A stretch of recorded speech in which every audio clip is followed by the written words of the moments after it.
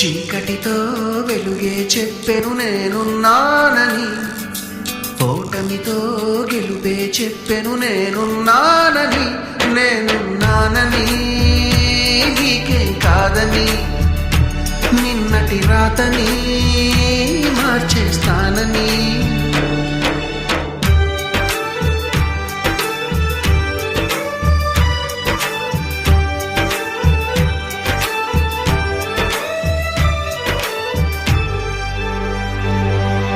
తగిలే రాళ్ళని పునాది చేసి ఎదగాలని, తరిమే వాళ్ళని హితులుగా తలచి ముందుకెళ్ళాలని.